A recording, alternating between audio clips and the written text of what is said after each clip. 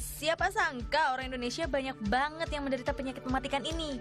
Kalau dihitung, ada 10,3 juta orang Indonesia menderita diabetes.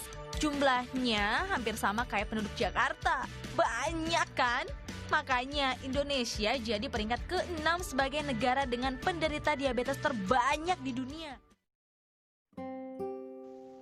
Teman-teman, seperti yang kalian dengar, ternyata di Indonesia memiliki banyak penderita diabetes.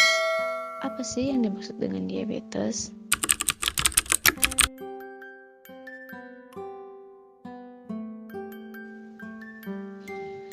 Diabetes merupakan suatu kondisi di mana terdapat jumlah gula yang tidak normal atau tinggi di dalam darah, atau yang sering kita dengar dengan sebutan kencing manis.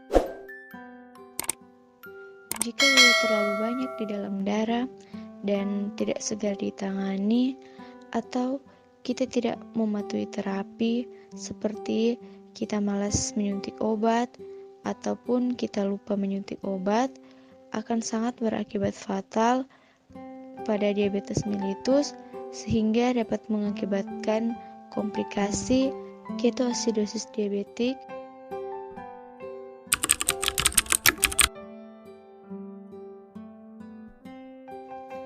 Ketoasidosis diabetik merupakan keadaan gawat darurat atau memerlukan penanganan yang cepat, di mana kadar gula seseorang bisa sangat tinggi, mencapai lebih dari 300.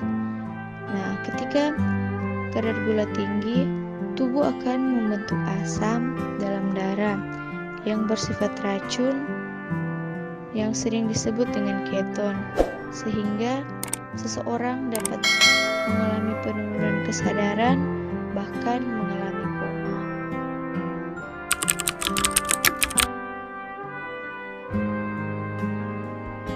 Nafas cepat, nafas bau keton atau aseton, nafsu makan turun, mual, muntah, demam, nyeri perut, berat badan turun, lemah.